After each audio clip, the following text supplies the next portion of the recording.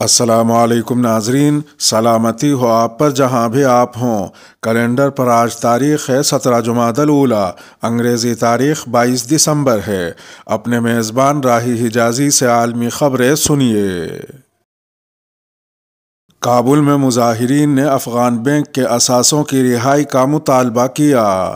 منگل کی صبح سینکڑوں مظاہرین نے کابل کی سڑکوں پر مارچ کرتے ہوئے افغانستان کے مرکزی بینک کے بیرون ملک منجمد کیے گئے اثاثوں کی رہائی کا مطالبہ کیا ہے۔ واضح رہے کہ طالبان کے اقتدار پر کنٹرول سے قبل افغانستان کی مالی ضروریات پوری کرنے کے لیے بین الاقوامی برادری 75% امداد فراہم کرتی تھی، لیکن کابل پر طالبان کے کنٹرول حاصل کرنے کے ماہ بعد مغربی ملکوں اور بین الاقوامی تنظیموں نے نہ صرف یہ امداد بند کر دی بلکہ افغانستان کے 9 ارب ڈالر کے اثاثے بھی منجمد کر دیے، جس کے باعث افغانستان میں معیشی حالات ابتر ہو رہے ہیں اور اس کی وجہ سے ملک کا مالی بحران دو چند ہو گیا ہے۔ منگل کو ہونے والے مظاہرے میں مظاہرین ہمارے پیسوں کو غیر منجمد کرو کے نعرے لگا رہے تھے اور انہوں نے عالمی برادری سے اس نازک وقت میں افغانستان کی مدد کرنے کا مطالبہ کیا۔ مظاہرین نے بینرز اٹھا رکھے تھے جن پر لکھا تھا کہ ہمیں کھانے دو اور ہمیں ہمارے پیسے دو۔ مظاہرے میں شامل ایک فرد نے میڈیا سے گفتگو کرتے ہوئے کہا کہ افغانستان پر اس طرح کا معاشی دباؤ بین الاقوامی اصولوں کے خلاف ہے۔ ہمارے لوگ یہاں معاشی مسائل سے نبرد آزما ہیں۔ مظاہرہ کرنے والے ایک اور فرد نے کہا کہ افغانستان کی منجمد رقم کو جلد آزاد کیا جانا چاہیے۔ بین الاقوامی برادری کو معلوم ہونا چاہیے کہ یہ دوسروں کی فلاح و بہبود کو فروغ دینے کا طریقہ نہیں ہے۔ مظاہرین کا کہنا تھا کہ یہ رقم افغانستان کے عوام کی ہے اور امریکہ اسے جلد جاری کرے۔ مظاہرے میں شامل ایک فرد کے الفاظ میں اس رقم کے منجمد ہونے سے متعدد معاشی چیلنجز پیدا ہوئے ہیں، اسے جلد رہا کیا جانا چاہیے۔ دنیا افغانستان کے حوالے سے ہمارے موقف کی تائید کر رہی ہے۔ وزیر اعظم پاکستان عمران خان کا کہنا ہے کہ دنیا افغانستان کے حوالے سے ہمارے موقف کی تائید کر رہی ہے۔ انہوں نے کہا کہ سابق حکمرانوں کی ترجیح عوام نہیں ڈالرز تھے۔ وزیر اعظم کا کہنا تھا کہ غلط فیصلوں کی وجہ سے ملک کو نقصان ہوا، کسی کو قصوروار ٹھہرانے کے بجائے درست فیصلے کرنے چاہیے۔ ماضی میں عوامی مفادات کے خلاف خارجہ پالیسیاں بنائی گئیں۔ وزارت خارجہ میں تقریب سے خطاب کرتے ہوئے وزیر اعظم کا کہنا تھا کہ OIC اجلاس کے بعد افغانستان پر دنیا بھر کا موقف ہمارے ساتھ ہے۔ افغانستان میں ابھرتے ہوئے انسانی المیے پر فوری اقدامات کی ضرورت ہے۔ وزیر اعظم نے کہا کہ آئندہ OIC کا اجلاس اس سے بھی بہتر انداز میں منعقد کیا جائے گا۔ دنیا افغانستان کے حوالے سے ہمارے موقف کی تائید کر رہی ہے۔ مختصر وقت میں وزرائے خارجہ کو اکٹھا کرنا بڑی بات ہے۔ وزیر اعظم کا کہنا تھا کہ اصولوں سے ہٹ کر فیصلے کیے جائیں تو نقصان ہوتا ہے۔ کورونا کے باعث مشکلات کا سامنا کیا، وبا کے باوجود پاکستان کا تشخص پہلے سے بہتر ہے۔ وزیر اعظم نے خطاب کرتے ہوئے کہا کہ قانون کی حکمرانی کے بغیر ملک ترقی نہیں کر سکتا۔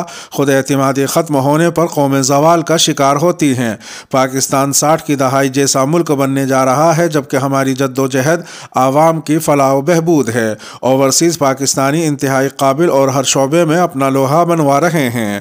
اس سے قبل وزیر اعظم عمران خان کا ٹویٹ کے ذریعے کیے گئے اپنے پیغام میں کہنا تھا کہ غلط امیدواروں کا انتخاب خیبر پختونخوا میں شکست کی بڑی وجہ بنا۔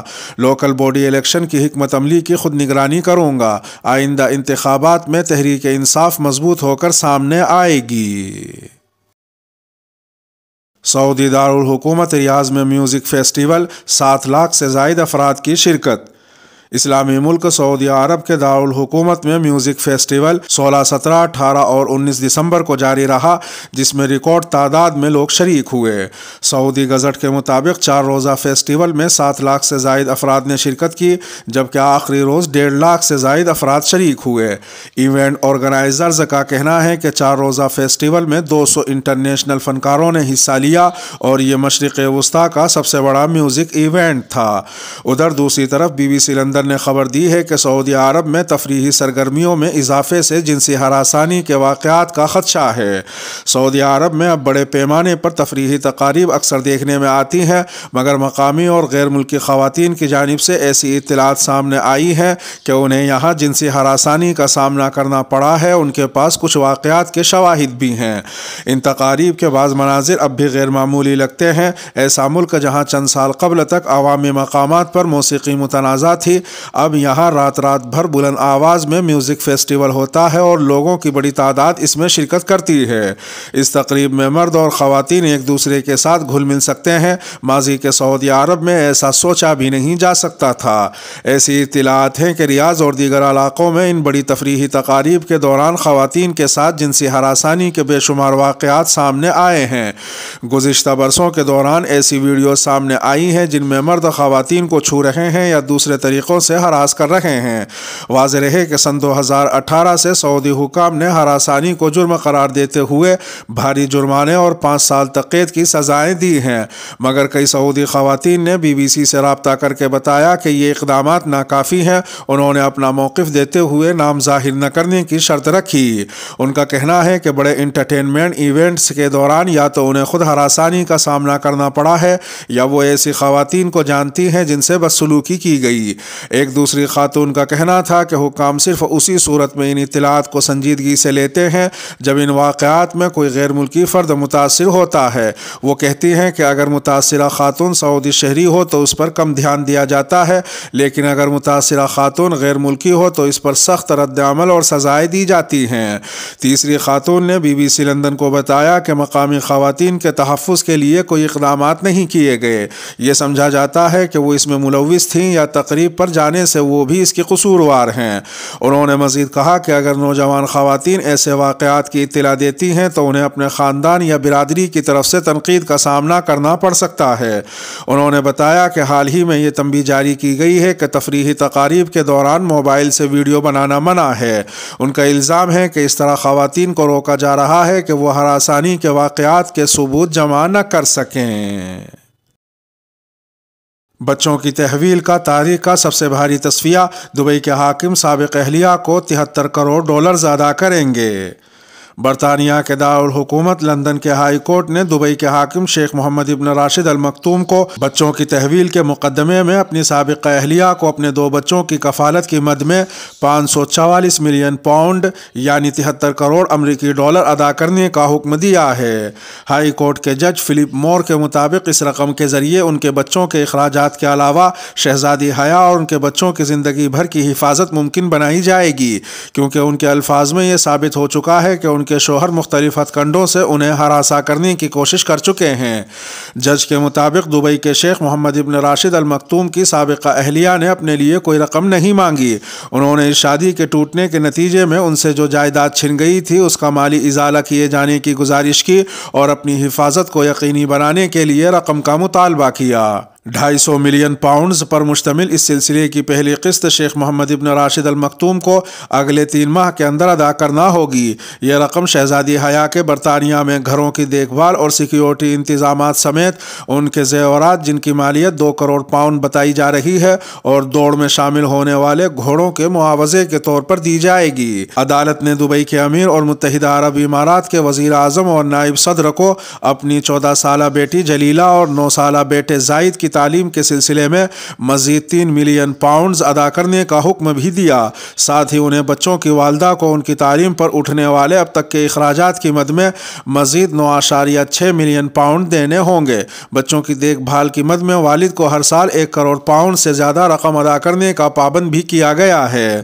لندن کے بعض وکلاء کے مطابق برطانوی فیملی کورٹ کی جانب سے بچوں کی تحویل کے کیس میں تصفیے کے طور پر عدالت کی جانب سے لازم کی گئی یہ تاریخ کی سب سے بڑی رقم ہے۔ تاہم یہ یاد رہے کہ شہزادی حیا نے اس سلسلے میں £1.4 ارب کا مطالبہ کیا تھا۔ بحیثیت مسلمان وہی کروں گا جو ہمارا دین کہتا ہے، ترک صدر کا شرح سود میں اضافے سے انکار۔ ترکی کے صدر رجب طیب اردوغان نے کہا ہے کہ بحیثیت مسلمان ہم وہی کام کریں گے جو ہمارا دین کہتا ہے، ملک میں شرح سود میں اضافہ نہیں کیا جائے گا۔ خیال رہے کہ ترکی کی کرنسی لیرا میں گراوٹ درج کی جا رہی ہے اور ایسی اطلاعات ہیں کہ ترک صدر سے شرح سود میں اضافے کی اپیل کی جا رہی تھی جسے انہوں نے مسترد کر دیا ہے۔ میڈیا رپورٹس کے مطابق ترک صدر رجب طیب اردوغان نے افراط زر میں اضافے کے باوجود مرکزی بینک کو شرح سود میں اضافے سے روک دیا ہے، جس کے بعد ترک کرنسی لیرا کی قدر میں امریکی ڈالر کے مقابلے میں مزید 5% کی کمی واقع ہو گئی ہے۔ صدر ترکی رجب طیب اردوغان نے کہا کہ شکایت کی جاتی ہے کہ ہم سود کی شرحوں میں اضافہ کرتے رہتے ہیں، اس سے الگ مجھ سے کوئی امید مت کیجیے۔ ایک مسلمان ہونے کے ناطے میں اسلامی تعلیمات کے تحت کام کرتا رہوں گا۔ ماہرین کا کہنا ہے کہ شرح سود میں اضافہ نہ کرنے کی وجہ سے آنے والے مہینوں میں ترکی میں افراط زر میں مزید 30% یا اس سے بھی زیادہ کا اضافہ درج کیا جا سکتا ہے۔ یہ پہلا موقع نہیں ہے جب ترک صدر نے شرح سود میں اضافے کے خلاف بیان دیا ہو۔ اس سے پہلے بھی انہوں نے اس حوالے سے کہا تھا کہ شرح سود مہنگائی میں کمی کے بجائے اس میں اضافے کا سبب بنتا ہے۔ قاسم سلیمانی کے قتل میں اسرائیل ملوث تھا، سابق اسرائیلی انٹیلی جنس چیف کا اعتراف۔ اسرائیل کے سابق military intelligence chief major general Tamir Hayman نے اعتراف کیا ہے کہ ایران کی قدس فورس کے کمانڈر جنرل قاسم سلیمانی کے قتل میں اسرائیل ملوث تھا۔ امریکہ نے 3 جنوری 2020 کو عراق کے دارالحکومت بغداد میں ایرانی قدس فورس کے کمانڈر جنرل قاسم سلیمانی کی گاڑی کو نشانہ بنایا تھا، جس میں جنرل قاسم ساتھیوں سمیت جاں بحق ہو گئے تھے۔ قاسم سلیمانی کے قتل میں اسرائیلی انٹیلیجنس کے ملوث ہونے کی خبر حملے کے ایک ہفتے بعد امریکی میڈیا نے دی تھی، تاہم حملے کے بعد سے پہلی بار کسی سرکاری عہدیدار نے جنرل سلیمانی کے قتل میں اسرائیل کے ملوث ہونے کا بتایا ہے۔ اپنے حالیہ انٹرویو میں اسرائیل کے سابق military intelligence chief major general Tamir Hayman کا کہنا تھا کہ جنرل سلیمانی کا قتل میرے دور کی نمایاں کامیابیوں میں سے ایک کامیابی تھی۔